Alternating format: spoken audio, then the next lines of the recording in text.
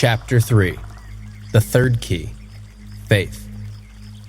According to your faith, it has been done unto you. Matthew 9:29. So what is faith? Faith is another word for belief. A belief is a foundational conviction that guides one's life. Why is faith so important? Our faith lays the groundwork for whether we succeed or fail. What we tell ourselves every day about the world we live in has a huge impact on our attitude, emotions, actions, and overall life experience. Faith that living your dreams is possible. First and foremost, you must believe that it's possible for you to succeed and that you're deserving of success. If you do not believe that you are worthy or that success for you is possible, you will never take the necessary steps to realize your dreams. You will never be able to strive towards achieving your goals in life if you don't believe that your plans will actually work out. Have faith that they will. You don't hear about people who doubt so much that their dreams come true, but you do hear about people who made things happen by believing in them first. There is a potent connection here. What do you have to lose, in any case, by believing that you can be great and deserve good things? If you struggle with this outlook, you need to get over it and look around you. Life is good, and God is intentional. If you weren't supposed to be here, you wouldn't be here. If you didn't have something unique and wonderful to contribute to life, you wouldn't be here. But you are. So take a leap of faith and start believing in yourself. You are a child of the Most High God.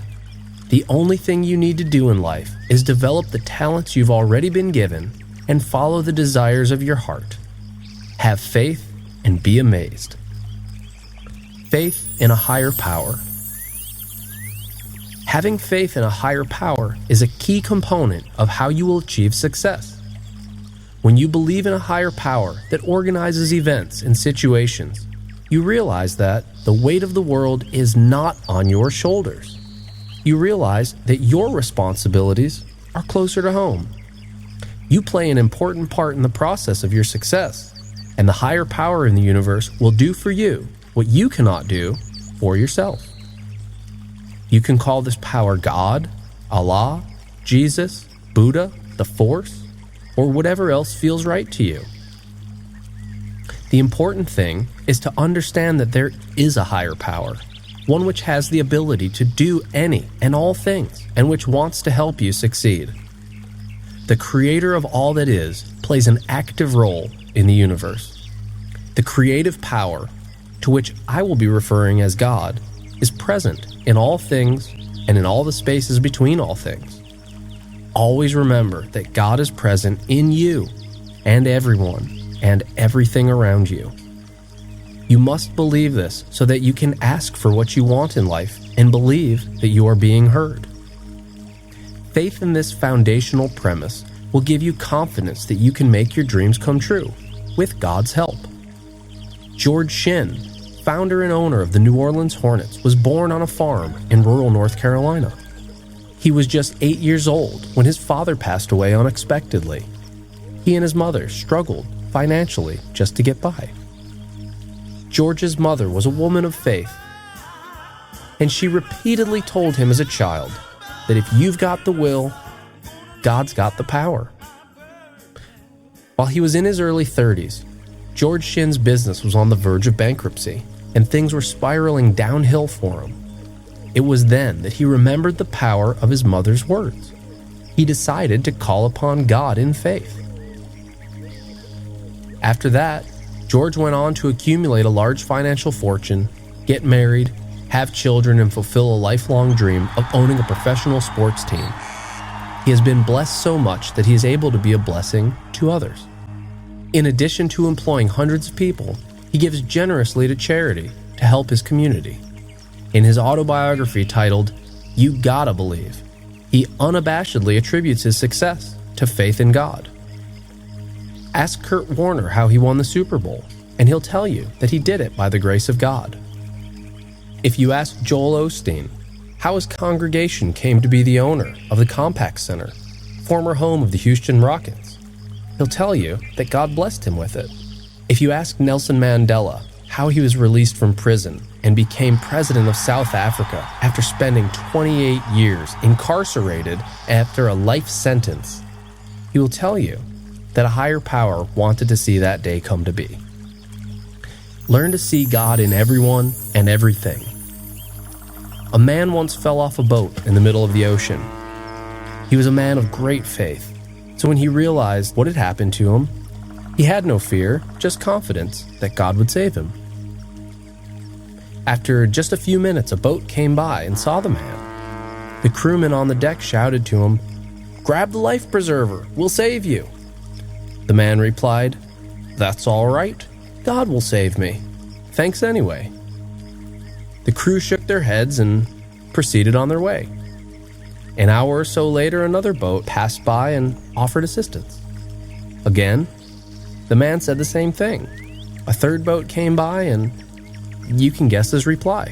After a while, there were no more boats, and the man grew tired and drowned. He then found himself in heaven, standing before God. The man asked God, "Why did you let me die? I always had faith that you would save me." God replied, "Yeah, dummy. That's why I sent those 3 boats." Learn to see God in everyone and everything, not as some giant abstraction, but as the living presence in all beings and all things. Spontaneity. God is constantly bringing events into your life that are rich with opportunity. It is up to you to recognize this fact and act accordingly. Do you think that Colonel Sanders wanted the interstate to be rerouted away from his service station? Of course not, but that event made him pursue a new course of action. God needed him to walk through the door that was being opened to him. Long before George Shinn became owner of the New Orleans Hornets, he was working in a textile mill when he hurt his back, and a doctor told him he couldn't continue to do heavy labor without risking confinement to a wheelchair. George decided to enroll at a local business school and became a janitor to help with his tuition. To make a long story short, Mr. Shinn went on to become an admissions counselor at the school, then its president, and finally its owner. Eventually, he presided over 30 schools like it, which he sold for more than $30 million, the foundation of his financial empire. George Shinn learned how to knock and have it opened to him. Do your part, and God will do his. God is constantly blessing us. Great opportunities spontaneously come into our lives. It's up to you to recognize such blessings when they come your way. Quincy Jones was in Chicago for a court case regarding issues involved with Michael Jackson's Thriller album. While in Chicago, he saw a television show called AM Chicago with a charming young hostess named Oprah Winfrey. He thought that this woman would be perfect for the part of Sophia in the movie The Color Purple, for which he was the executive producer. He called the film's director, Steven Spielberg, and told him that he had found a young woman perfect for the part. Oprah Winfrey's movie role was a huge part of her subsequent success. Faith in divine guidance. God acts through all people and events to organize opportunities on our behalf.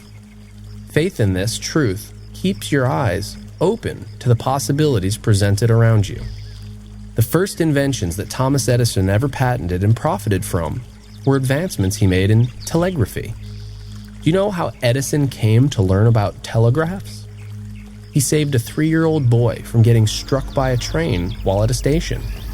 The boy's father, the station manager, gave 17-year-old Edison a job and trained him as a telegraph operator as repayment for saving his son.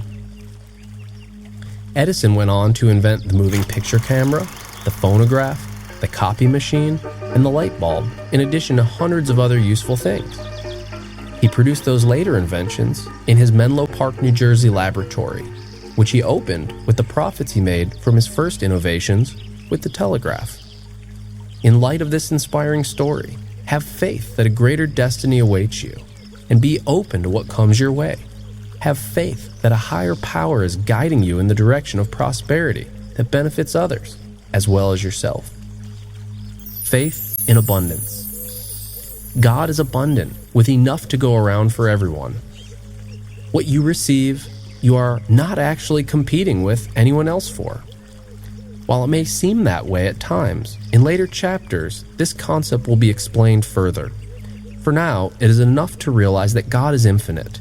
There is no lack in His endless provision. Keep faith in the concept of abundance, and that will keep your mind off of lack and limitations, the enemies of prosperity. Faith in others. Gaining faith in others helps you to see your brothers, sisters, friends, and neighbors in a crowded world. Other people will help you along the way by purchasing your product, eating at your restaurant, lending you the money to start a business, and becoming your spouse or business partner. When you put faith in others, they will put faith in you. When you view other people as potential friends, associates, students, teachers, neighbors, customers, and so on, you are validating their importance, making them want to help you along your journey. And you will need help to make it to the top.